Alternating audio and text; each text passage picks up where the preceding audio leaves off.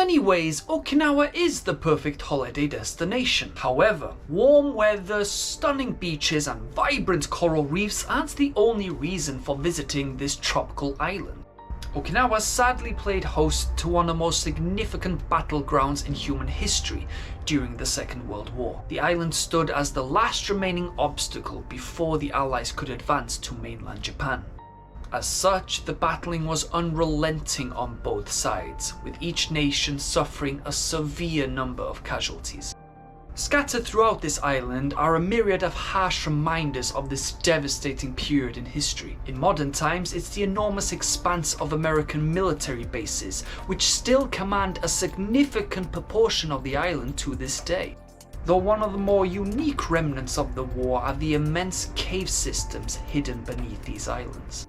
During my time on Okinawa, I made it my personal mission to find one of these caves, ones that really did have a role in the Second World War. And lo and behold, I found it. But as the old saying goes, be careful what you wish for, as this would end up being one of the most terrifying experiences of my entire life. So come with me as we explore the horrors of Todoroki Cave.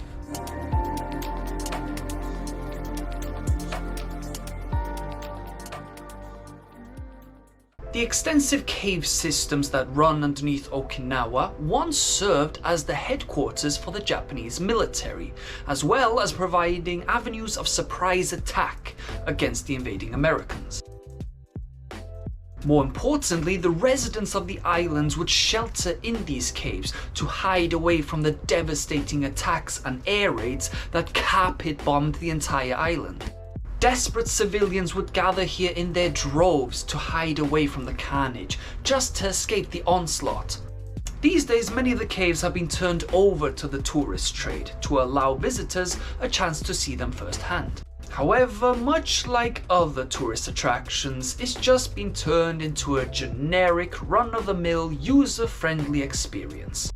And with that, they've replaced the spine-tingling excitement with a handheld get your souvenirs on the way out kind of experience. However, these caves barely scratch the surface. Others remain hidden away from the tourist trails, and you won't find them in any kind of travel guide. These type of caves are completely void of people or any type of liability covering safety measures or industrial strength floodlights. They've remained completely untouched since they were inhabited by the victims of war and provide much more of an authentic and organic experience. And that was exactly what I was looking for. I didn't want to share my experience with a group of waddling, safety helmets wearing, camera wielding tourists. I wanted my own experience. And that is exactly what I found. Finding the right cave is by no means an easy task.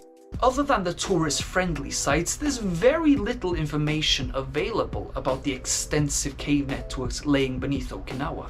There's probably a good reason for that. You might want to keep it a secret, or just keep it away from the toxic tourist horde. More than anything, I'm sure they'd like to avoid a "I fell, so I'm gonna sue you" kind of situation that is more than likely to occur. Moreover, exploring these uninhabited caves on an island which is prone to earthquakes might not be the best idea. In fact, collapses in these kind of places is quite common, locking away many of these caves for eternity. Regardless, they're out there. There are plenty of caves out there with an immense history and played a significant role during the war. A cave which is not known in tourist circles and come without any of the tourist-friendly modifications. And that is what I found at Todoroki Cave. Much like others across this island, Todoroki Cave really did play a significant role during the war, though few places match the horrifying tales that come from this place. Originally, it was used by the civilians of Okinawa to hide from the constant bombardment from the Allies. As the war progressed and the defeat of Okinawa neared, the military also took shelter in the caves, mixing Allied targets with innocent civilians. The excess of people began dying of starvation as the military deprived them of the little food and supplies that they had left, though as the war came to an end, things would only get much worse. Once the approaching Americans discovered that there was military hiding inside, they began inexplicably throwing in petrol bombs and grenades to flush out anyone hiding inside, burning innocent men, women and children alive. Though the horror doesn't end there. Easily the most disturbing tale to come from this cave is of Japanese soldiers strangling a crying baby to death from fear that it would alert allies of their position. Sadly, the history of these caves aren't a happy one. Well, now that you're suitably horrified by those terrifying tales, let me show you how to get there. Getting to the cave actually takes a lot of dedication and patience, as it's not very easy to find. It's not near any other attraction or any tourist trail. Your only option is to drive or to try to figure out the very complicated bus networks on the island. But don't worry, I've done the hard work for you. From Naha bus terminal, take bus number 446 to the terminal stop Itaman Igiyosho and walk for 20 minutes. Otherwise, take bus number 34, 35 or 89 to get to Itaman Ichibaya Iriguchi, then transfer to bus number 82 or 446 to Nambu Bayoin Maya bus stop. From Nambu Bayoin Maya, walk along the main road for about 10 minutes until you get to a four-way junction. Across the road, on your right, is an ominous set of concrete stairs that lead off into the shrubbery.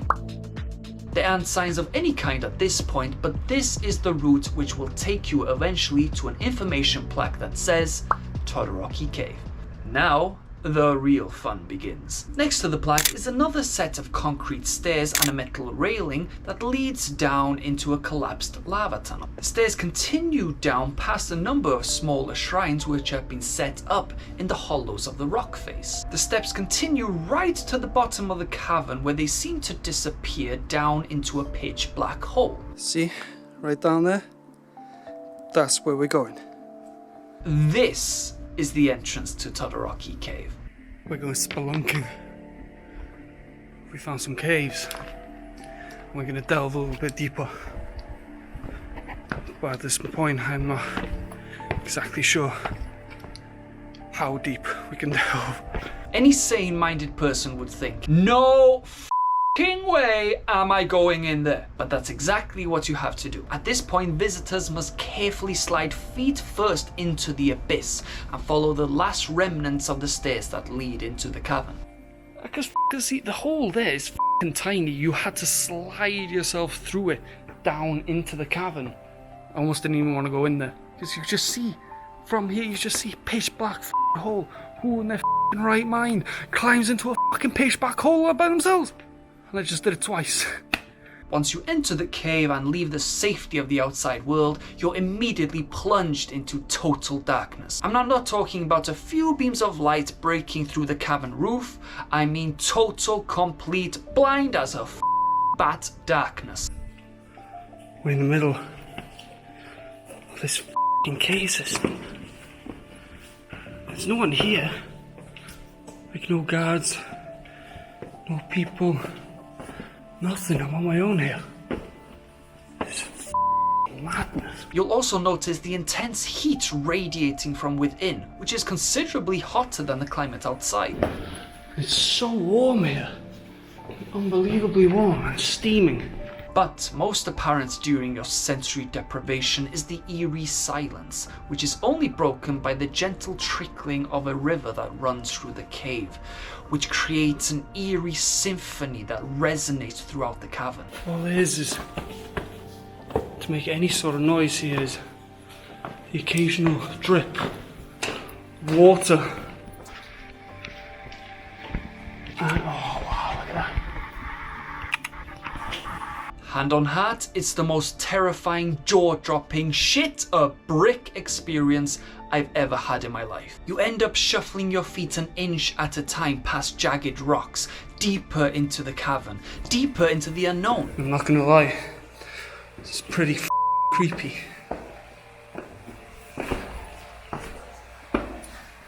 You come across small shrines which would have been used by the past inhabitants of the cave, which at one point would have had people begging and praying for safety from the impending danger.